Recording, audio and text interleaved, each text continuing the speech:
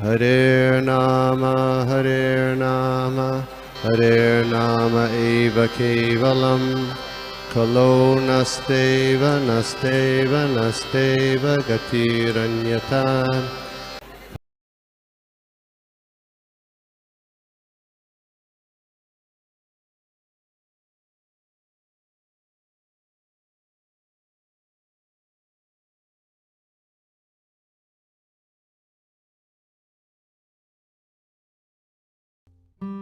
Okay, we'll do the prayers. Namo Vishnu Padaya Krishna Preshthaya Bhutale Srimate Bhakti Vedanta Swami Niti Namine Namaste Saraswate Devi Gauravani Pracharine Nirvishesha Shunyavadi Paschyata Deshatarine Jai Shri Krishna Chaitanya Prabhu Nityananda Shri Advaita Gadadhara Srivasadi Gauravakta Vrinda Hare Krishna, Krishna Krishna, Hare Hare, Hare Rama, Rama Rama, Hare Hare. Jaya Jaya Shri Chaitanya, Jaya Nityananda, Jaya Advaita Chandra, Jaya Gaura Bhakta Vrinda. Jaya Jaya Shri Chaitanya, Jaya Nityananda, Jaya Advaita Chandra, Jaya Gaura Bhakta Vrinda. Jaya Jaya Shri Chaitanya, Jaya Nityananda, Jaya Advaita Chandra, Jaya गौरव भक्त वृंदा। तो हम लोग पढ़ रहे हैं चैतन्य चरितामृत आदि लीला दूसरा अध्याय, जिसका नाम है चैतन्य महाप्रभु साक्षात भगवान है, भगवान कृष्ण है, और इसका हम पढ़ रहे हैं श्लोक नंबर 17। मुनयो वात वासनाः श्रवणा ऊर्ध्व मंथिनः ब्रह्माख्यं धाम ते यान्ति शान्ताः सन्यासिनो अमलाः।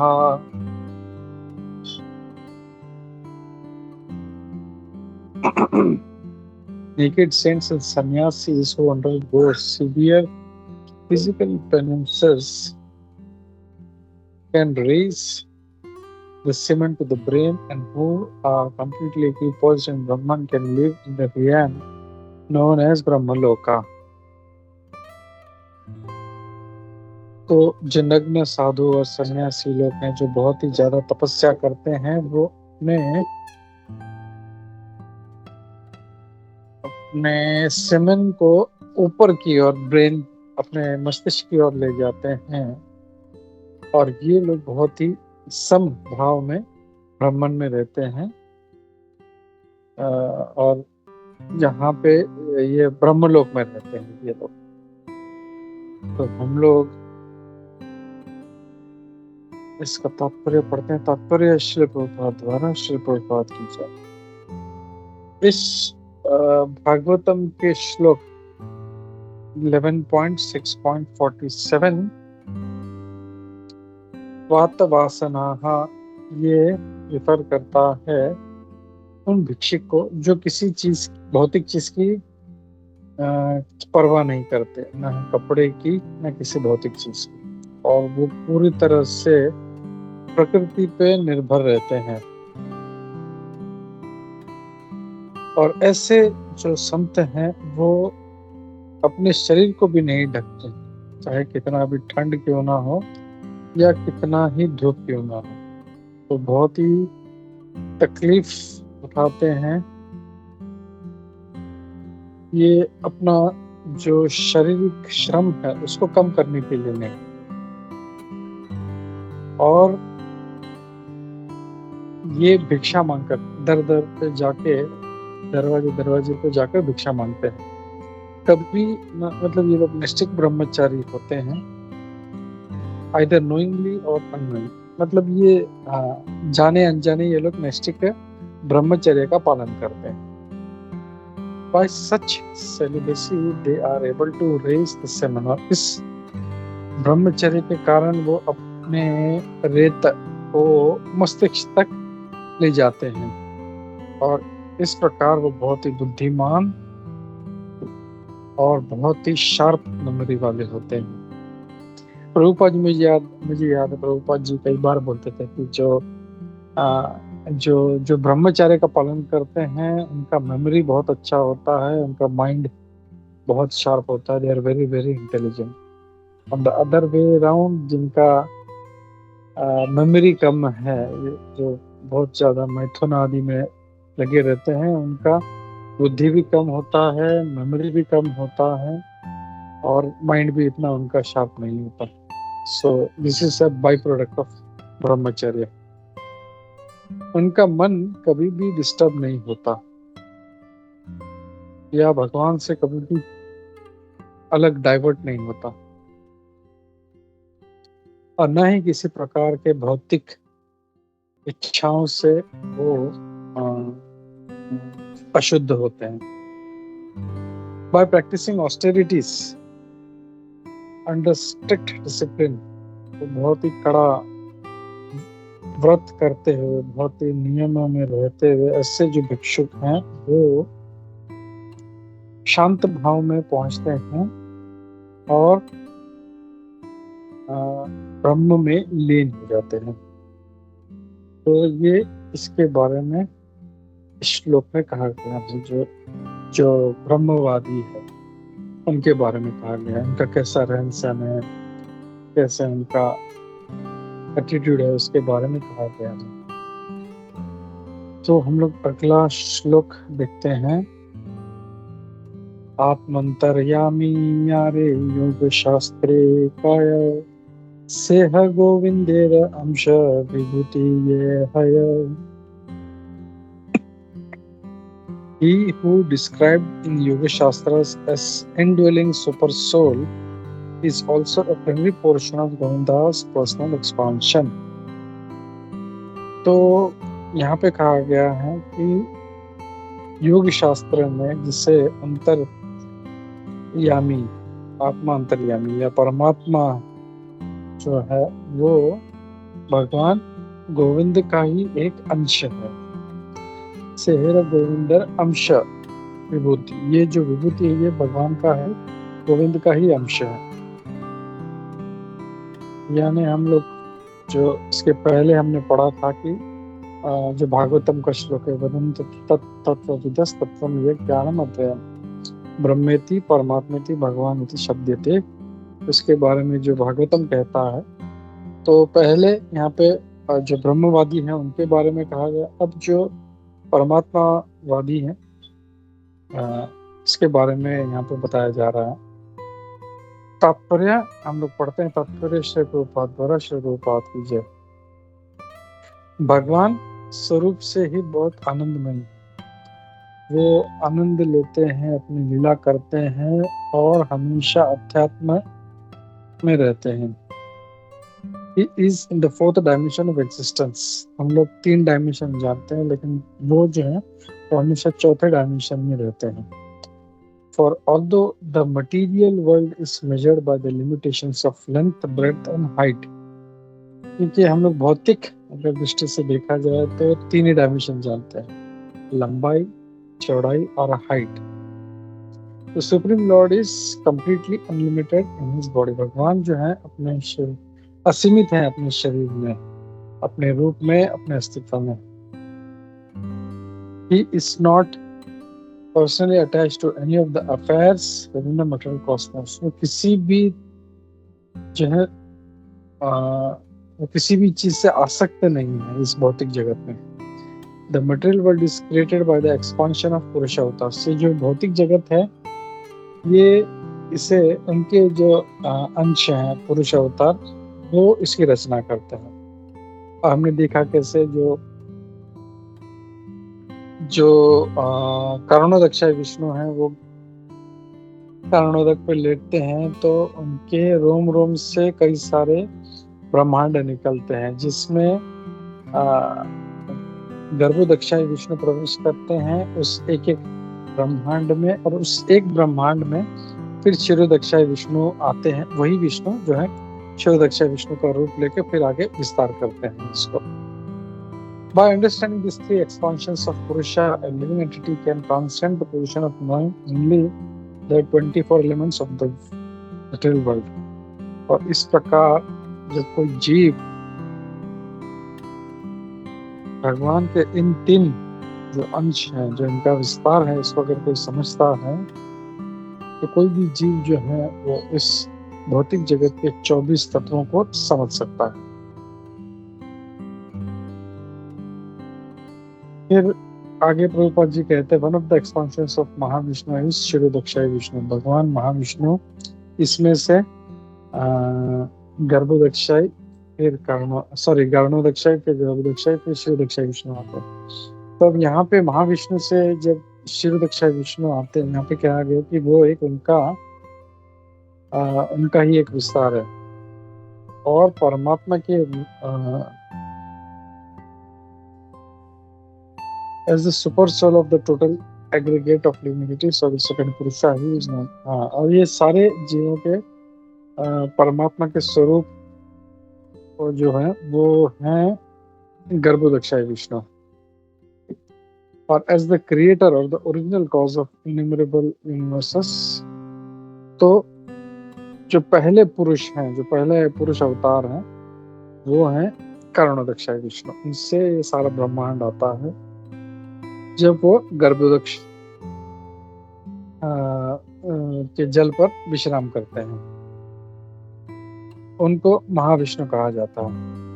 The 3 purushas characters of the material. और ये 3 जो पुरुष अवतार हैं, यही भौतिक जगत का सारा कार्य करते हैं। The authorized scriptures direct the individual souls to revive their relationship with the super soul। अब जो हमारे प्रामाणिक जो शास्त्र हैं, वो प्रत्येक जीव को भगवान से अपना जो नाता है वो वापस से स्थापित करने के लिए प्रेरित करता है। वास्तव में हमारा जो योग जो सिस्टम है, वो इस भौतिक जो चीजें हैं उसके परे जाकर भगवान से हमको, जो परमात्मा है, उससे हमको कनेक्शन बनाना है।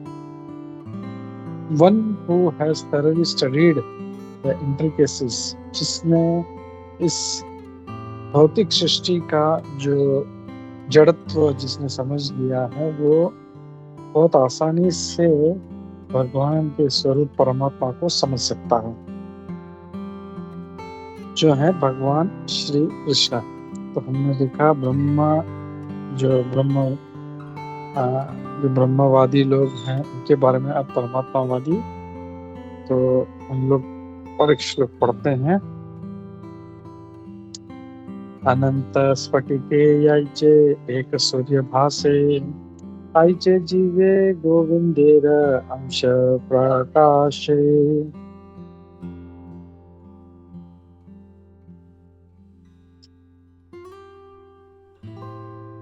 यहाँ पे कहा गया as the one sun appears, जैसे वो एक सूर्य अनंत जो मणि है उसमें झलकते हैं, वैसे ही भगवान गोविंद जो है अपने आप को परमात्मा के रूप में सारे जीवात्माओं के हृदय में प्रकट करते हैं। तो यही आगे परमात्मा का वर्णन अभी कंटिन्यू हो रहा है। तात्पर्य पढ़ते हैं हम लोग। तात्पर्य श्री प्रभुपाद द्वारा। श्री प्रभुपाद की जय। सूर्य अपने स्थान पर स्थित होता है, लेकिन जब उसका प्रकाश अनंत जो मणि है उन पर पड़ता है तो ऐसा लगता है कि बहुत सारे छोटे छोटे स्वरूप में आ गए। वैसे ही भगवान यद्यपि गोलोक वृंदावन में हैं, वो सभी जीवों के हृदय में परमात्मा के रूप में प्रकाशित होते हैं। उपनिषद में ये कहा गया है कि जीव और परमात्मा 2 पक्षी के समान हैं जो एक ही पेड़ पे बैठे हैं। ये हम लोगों ने भगवद गीता में भी पढ़ा था। उसमें जो शरीर को एक वृक्ष का उपमा दिया है, और आत्मा और परमात्मा को 2 पक्षी का उपमा दिया है। जो जीवात्मा है वो एक पक्षी है जो अपने फल खा रहा है, और दूसरा जो पक्षी है परमात्मा, वो उस दूसरे पक्षी को देख रहा है, इस witnessing. The super soul engages the living being in executing fruity work as the result of his deeds in the past. तो परमात्मा जो है वो उस जीवात्मा जो अपने कर्म भोगने में लगा है उसको देख रहा है। The super soul engages the living, परमात्मा उसे उसके जो कर्म है पिछले जन्मों के, उसके हिसाब से उसको अपने कार्य में लगाता है। जैसे किसी ने अगर अच्छा काम किया है तो उसको अच्छे कार्य में लगाता है, किसी ने बुरा कार्य किया है, पाप कर्म किया है, तो उसको उसके हिसाब से उसको प्राप्त होता है। लेकिन परमात्मा का इससे कोई लेना देना नहीं। जैसे ही जीवात्मा इन भौतिक कार्यों को छोड़ देता है और भगवान की सेवा में लग जाता है, वो तुरंत इन सारे उपाधियों से मुक्त होता है और उस शुद्ध अवस्था में वो वैकुंठ को, भगवत धाम को प्राप्त करता है।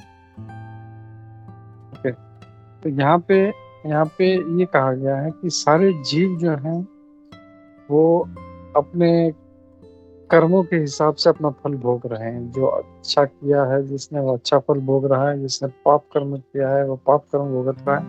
लेकिन जैसे ही वो भक्ति की तरफ अपना ध्यान केंद्रित करता है तो वो तुरंत सब जो है, चाहे अच्छा हो या बुरा हो, वो तुरंत भगवत धाम की तरफ जाता है। और इसके लिए बहुत सारे उदाहरण देखते हैं हम लोग। जैसे मृगारी जो था वो कितना पापी था, लेकिन जैसे ही उसने भगवान नाम लिया वो भगवान का शुद्ध भक्त बन गया। वाल्मीकि जी थे, वो कितने क्रूर, वो भी एक शिकारी थे, लेकिन वो भी परिवर्तित हो। और ऐसे ही कई उदाहरण, जैसे अजामिल जो था, अजामिल भी जो था कितना पापी था, लेकिन वो भी तुरंत जो था, जैसे उसने मतलब भगवान का कृपा हुआ। एक्चुअली तो भगवान की कृपा का लक्षण है वो, भगवान का कृपा हो उसका भी उद्धार हो गया। अब यहाँ पे प्रभुपाद जी आगे कह रहे हैं, तो परमात्मा, ये जो परमात्मा है वो प्रत्येक जीवात्मा का उसका गाइड है और उसके किसी भी इच्छा में वो भाग नहीं लेता, लेकिन उसकी वो इच्छा पूर्ति के लिए वो कार्य करता है। जैसे अगर किसी जीव का कोई अच्छा कार्य करने का मन है तो वो उसमें उसकी मदद करता है, और उसको अगर बुरा करना है तो भी वो भगवान की कृपा के बिना, कृपा नहीं बोल सकते उसको, भगवान के अनुमति के बिना वो कर नहीं सकता। व्हाट इज दैट फेमस श्लोक है, यू रिमेंबर?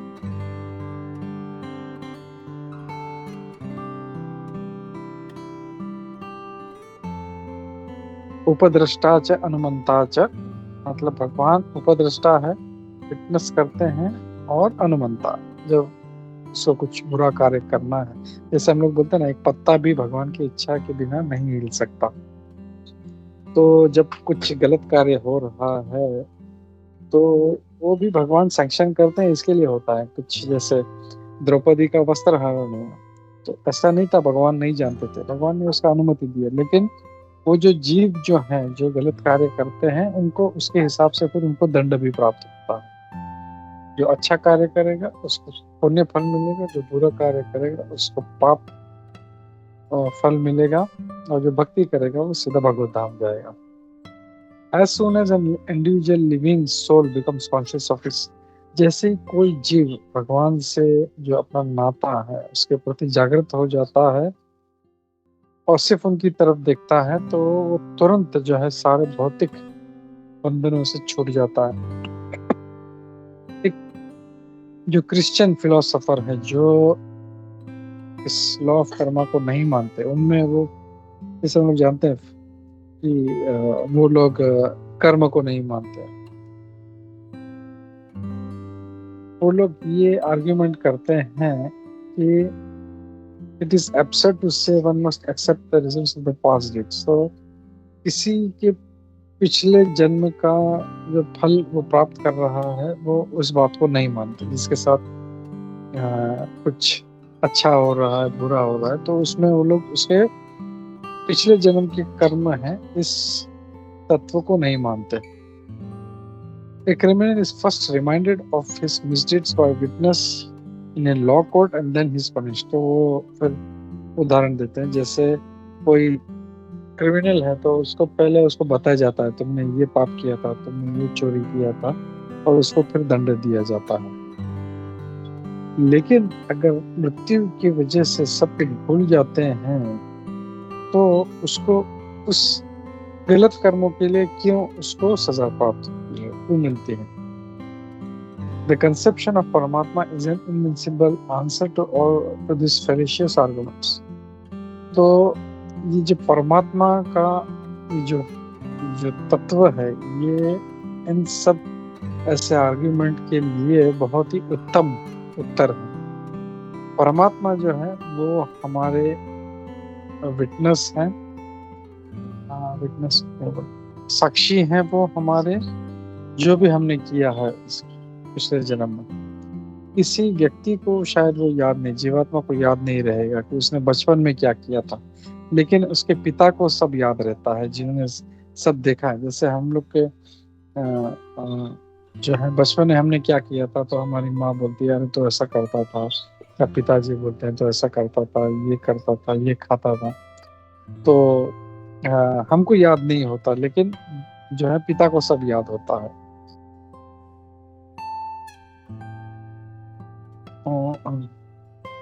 सिमिलरली वैसे ही जब जीवात्मा इन सब अलग अलग जो शरीर से गुजर रहा है कई जन्मों से, तब परमात्मा जो है वो सब उसको सब याद रहता है और उसके हिसाब से उसको ये शरीर जो है वो प्राप्त होता है। ओके 19 ठीक है, तो 20 हम लोग कल पढ़ते हैं। ये भी एक भगवद गीता का श्लोक है, 10वें अध्याय का 42, इसको हम लोग कल पढ़ते हैं। हरे कृष्णा। श्री श्री चैतन्य चरितामृत की जय, श्रील प्रभुपाद की जय, स्कंद की जय, स्वरूप से भक्त की जय। हरे कृष्णा।